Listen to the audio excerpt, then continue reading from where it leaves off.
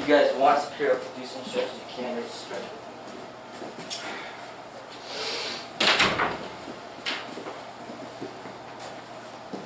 We'll do some readings in the Tao Te Ching. Ask questions or offer reflections if you have any.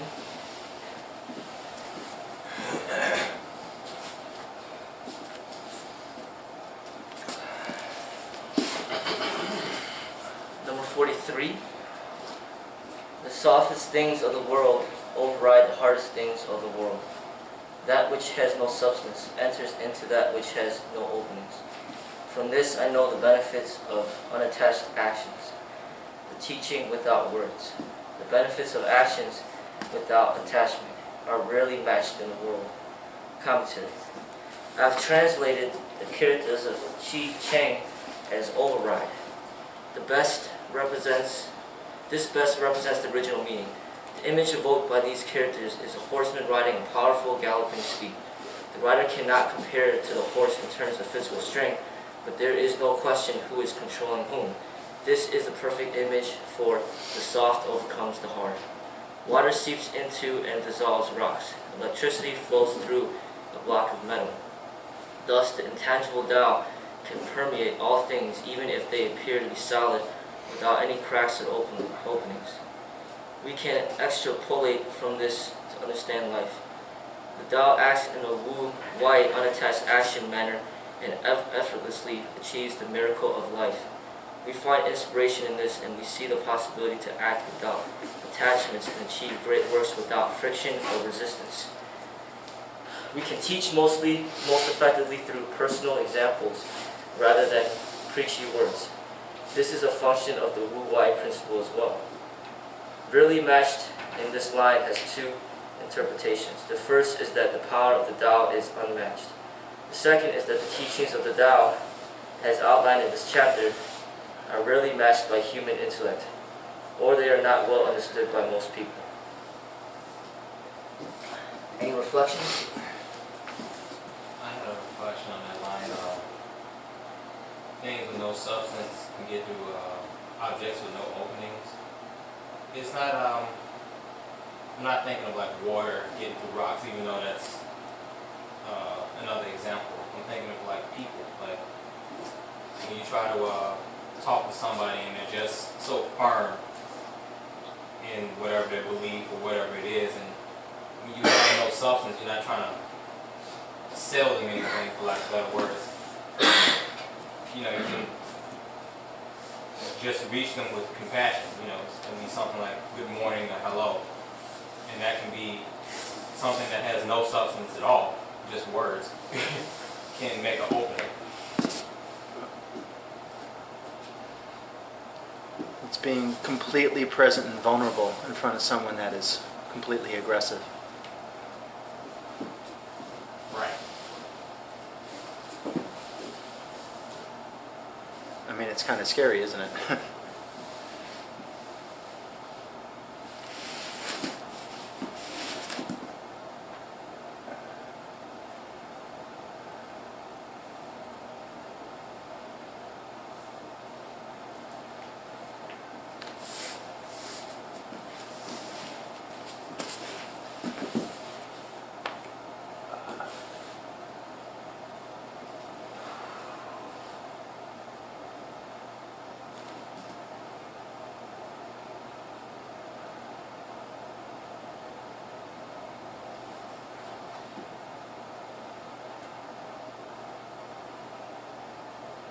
Just to add or make another point, I was just thinking of a better example for somebody. You can just be told like, oh, we're just like a jerk, or like a better word, just I'm angry at everybody. You can do something as simple as smiling. You don't even have to use a word.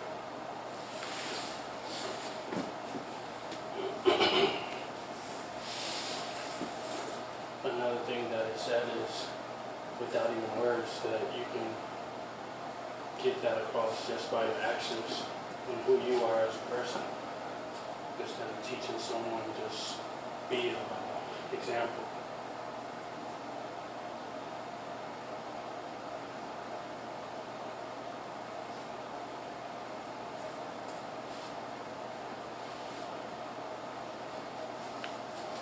It's like there's this whole tradition in Tibet, practiced by yogis, where they're able to walk through walls and solid objects. It's like a really high yoga tantra. And the foundation of Tibetan Buddhism, anyway, is understanding that form and emptiness are inseparable. And, form, of course, we're naturally attached to it, It's like this floor, our bodies, our problems, our minds, our thoughts, our emotions, they seem like so solid, And softening to all of those things kind of allows those being of no substance, meaning all thoughts and all emotions really have no inherent substance. The idea is you start to see reality and fix things that way, and you're able to just pass right through them.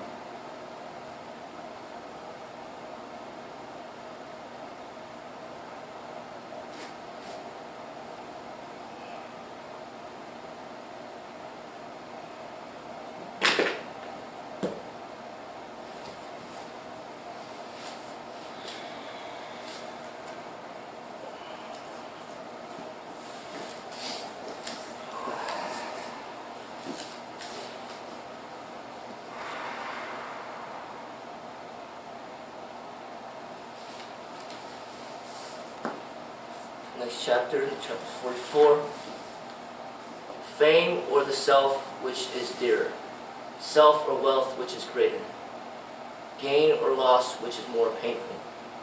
Thus, excessive love must lead to great spending. Excessive hoarding must lead to heavy loss. Knowing contentment avoids disgrace. Knowing when to stop avoids danger. Thus, one can endure indefinitely. Commentary. If you feel true self is more important than either fame or material possessions, is this feeling reflected in your daily actions? Do you pursue material things at the expense of spiritual cultivation, despite your conviction that the latter is more important? For many people, this question has an obvious answer. Decrease is always painful. Increase is not so bad. Is this an accurate perception of reality? Is it a useful way to live life? Is it, in other words, in accordance with the Tao? We have all seen how excessive love of material things compels one to spend. In our society, this spending is often done on credit before we really have the financial resources to afford it. We have become a nation of debtors. Every day we dig ourselves even deeper. We have seen the negative consequences of having too much. Our lives are filled with things that are not useful enough to keep, and yet not useless enough to discard. The clutter takes up space and denies us peace of mind.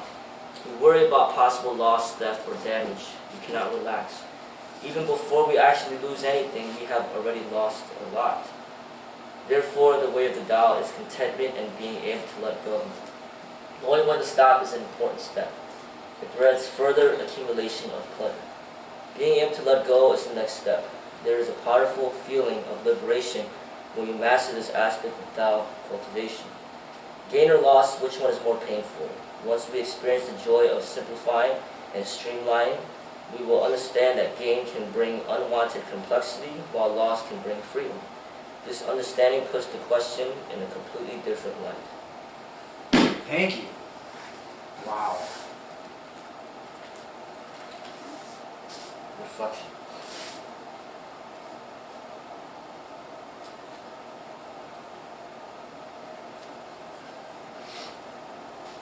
Can I just speak? Oh, sorry. The comment, threads through the Tao. What I've been learning is this concept of balance. And now speaking of the capacity, the need to be able to let go.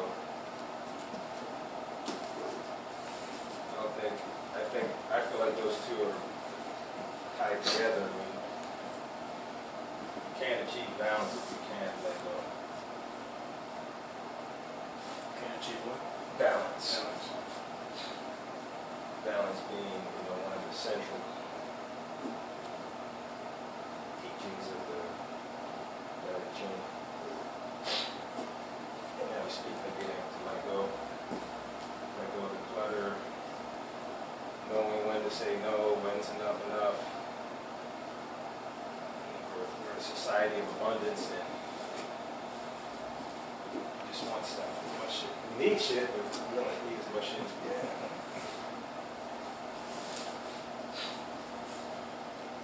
Well, opposites need each other to survive, right? You can't have one without the other. Opposite. But also, wanting leads to more wanting, having leads to more having. It doesn't really go anywhere else than what it is at the same time.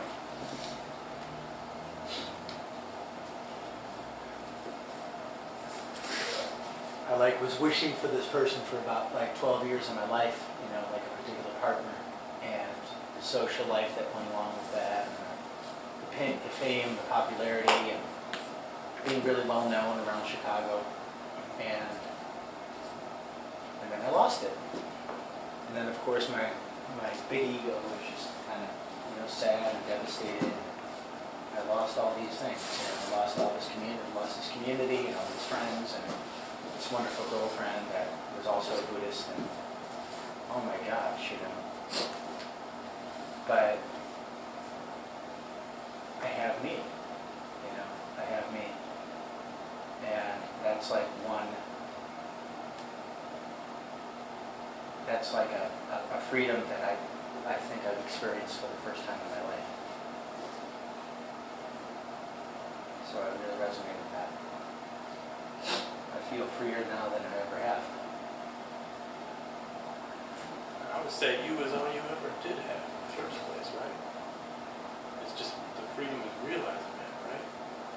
Yeah, I mean, there's always, it's Having is an illusion in itself, right? I mean, it is, but it's one thing knowing that, it's a whole nother thing, but allowing yourself to go through the process of realizing that. Right. And that's a very hard process, and it's very To difficult. lose. And You have to. Yeah. It's inevitable. Sooner or later, you have to learn what it is to lose something that you've been waiting for and wishing for all your life. And when you do, then you pass over, But until then, it's just a matter of time. So So you're you're lucky. lucky to I'm do it. fortunate. I'm very lucky I did. I feel very lucky. And I never really saw it quite this way until Seafood read that. So thank you, Seafood. It's perfect. Well, it's meant to be. You're here on that day that I read it. Yeah. It seems like a lot of things are kind of happening that way the past few days. Yeah. Yeah, I don't think luck has anything to do with it. It's just how it's supposed to happen. What was that? Which one was that again, Seafood? 44. It was 43, 44, right? I just read 44 right now, and the one before was 43. Okay, thanks.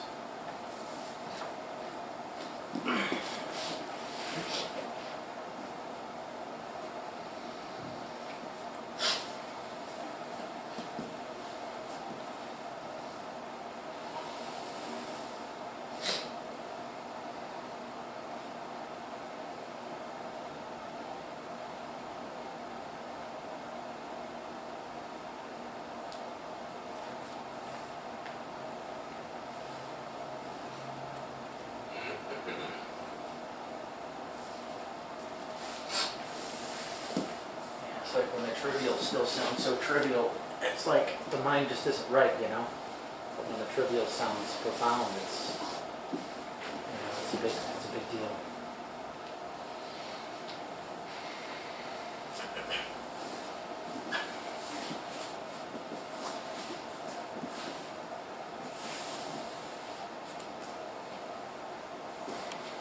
Gauge how tall I am. See which way I should stretch.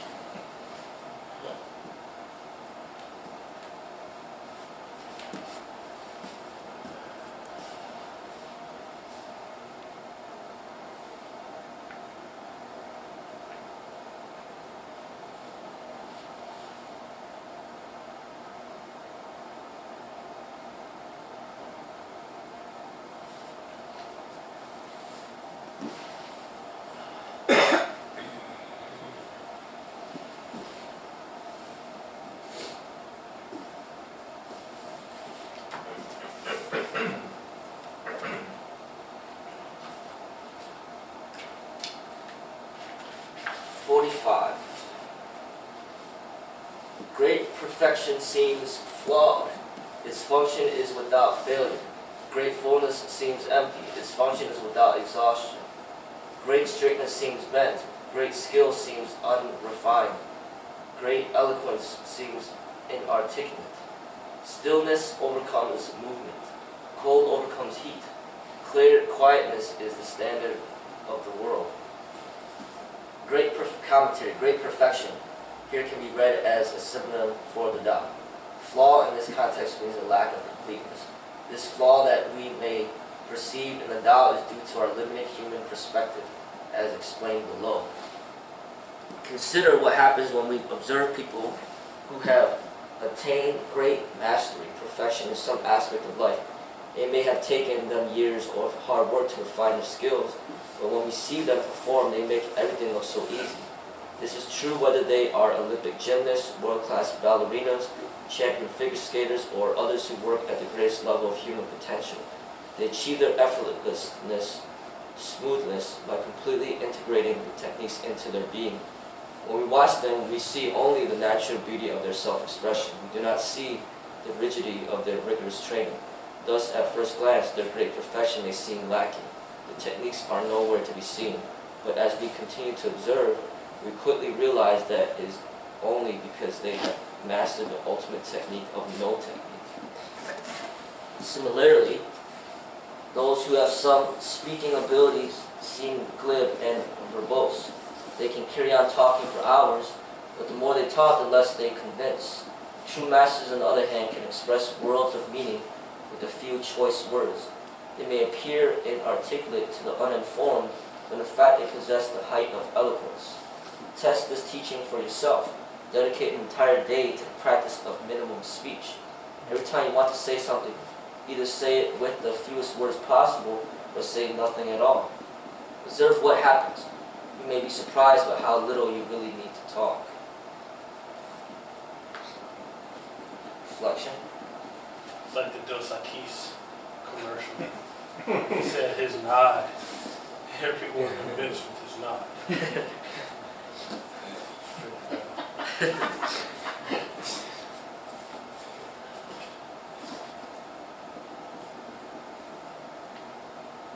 He played college football in high school.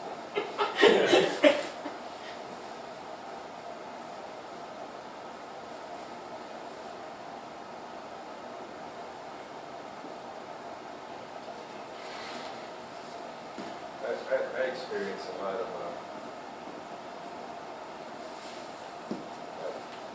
I don't know, it's kind of like that, not knowing when to be quiet, not knowing when to stop, not knowing when to stop acquiring stuff. I don't know, for me, some of it's tied to ego. Some people just like to hear themselves talk. Some people are uncomfortable in silence. A lot of people are uncomfortable in their own thoughts. So we just fill up the space with words. And the message could have been delivered in a sentence. People just make a dissertation. Something simple. Dissertation.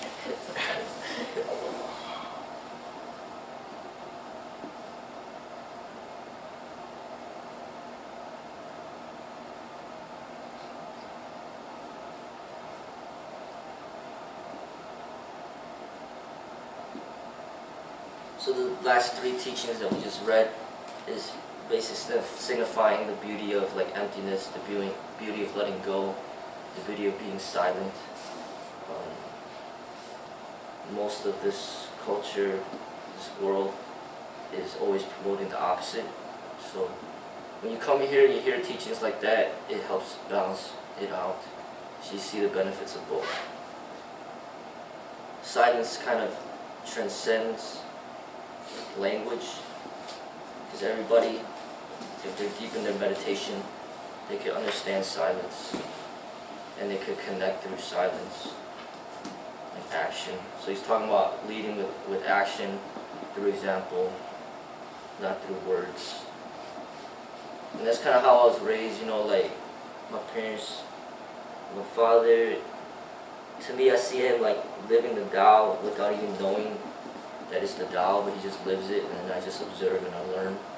So, as I was growing up, I felt I was learning a lot about the Tao without even knowing about what the Tao was. So, later on, as I started to read up on the Tao, as I got older, I started to see, what I was raised with, and it's very different than what we're normally used to. But the whole point of the martial arts and for this class is to expose you to something different from the East, Eastern ways and values, teachings, to help balance out your life.